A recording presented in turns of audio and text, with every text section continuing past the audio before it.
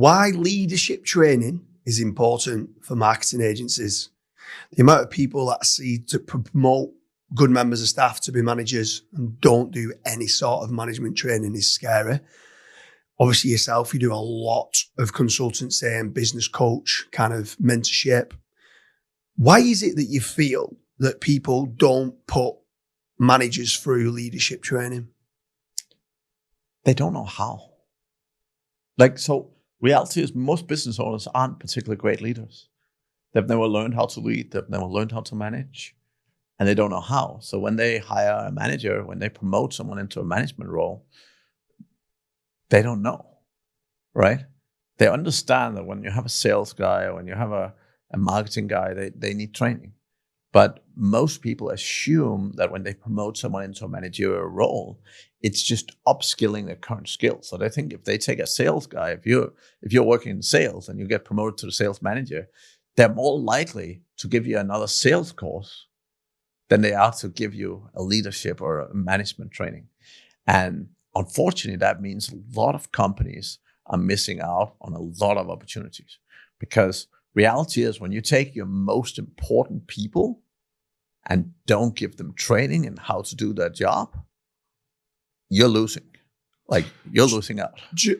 Many years ago, I think it was about 8 or 9 years ago, you told me about this and you was like, you've got a leadership kind of training problem in certain areas, in certain businesses. And I was like, I never really thought about that. They was great at what they did, but yeah, maybe they're not great managers. And straight away, I kind of referenced it against, there was football players. And a great football player doesn't make him a great football manager. Right. And so many football players have come along and gone into the management scenario, and they've been great footballers, but terrible football managers. And then there's some that was average footballers, but made great football managers because they went through the whole training, they listened, they looked at the coaching, they looked at how to get the best out of other players and stuff like that. And I'm like, wowzers. And it's like, it sounds daft, this, but a lot of defenders and stuff like that in football, I've seen end up being pretty good managers. And I feel it's because they're not the ones that it's all about me, it's all about me. They're more about defending the team and helping other players to then score the goals and stuff. And I'm like, is it, at times now I've started to look at, is the person, they might be great at sales, but if I go and get my best salesperson to become the sales manager, if they're not good at the sales manager, what I've actually found as well is they then start falling out of love with the business. And I've lost my best sales manager and he's not a good manager. I've lost my best salesperson and they're not a good manager, and they end up leaving. And I'm like, wowzers. How do you stop initially, before we get onto the actual leadership training, how do we stop the promotion of people just naturally thinking, oh, I'm going to promote them because it's the next viable step to become a manager? How do we stop that happening if they're not the right caliber of person to go into that role? So here's the thing, from just a high level mindset standpoint, I always want to promote at least one of my best sales managers. And I'll tell you why. Because I want to sit down with them and say, James, you're my best sales guy. I want you to teach this entire team how to be like you, right? So I want to promote my best people because they have the skill set, right? Now, what we do to make this work is that we start the leadership training earlier, right? The problem is most companies, they're like, oh, we need a new manager. James, you're up. And you're like, oh, okay, right? We have a solid system within our business where we're trying to grow and develop the leaders before they need to be ready. Is there anything you can do? Let's say someone doesn't want a management role or a leadership role, but you know that they're going to be brilliant. Is there anything you can do to try to nurture them into encouraging them that this is the right role for you? Yeah, I mean, for me, the core thing is doing good management.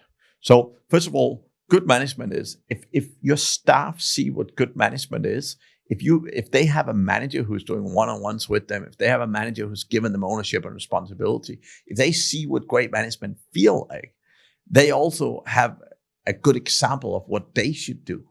So the starting point, the simplest way to start when you're growing good managers is actually showing them what is good management, right? Now, the second part following on to that is then making sure that the manager of the person who is leading them is starting to slowly develop their leadership skills, right? Like a lot of the time, I don't say, hey, James, do you want to be our next manager? I say, hey, you're doing pretty well. You're in this place. What's the next step for you? What's the next growth thing? And I would often encourage people to learn particular skills. So I'll help people improve their communication. I'll get some of my good people to delegate some of their work to someone else in the team so that they can do more important stuff, right?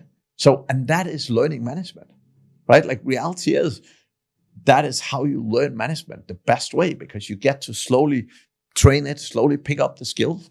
And over time, you suddenly have the skills, right? So instead of being like, oh, James, from tomorrow you're a manager, and you're just like, you have no idea, you're already building out the team, you're building out the people, and you're slowly rolling them into management. And my experience with when you do that, a lot less of them are afraid of being a manager, because they're like, oh, this is what it is, right? Yeah, for sure. Anyone who's watching this, leadership training is absolutely key to growth. It's been one of the biggest things that we've had to do with people like yourself to come in, to get the A players in there, to get to the next level, to be able to nurture virtual assistants. I'd strongly recommend checking out the link in the description about remote workers and how to manage remote workers successfully. In my opinion, this episode is a key part of getting the leadership program right, because then when they're looking to recruit and train up and level up staff, it's very important, especially in the AI age. There's another episode about how to build a team in the AI age. Strongly recommend checking out in the description. Mads, it's been an absolute pleasure. As always. Thank you.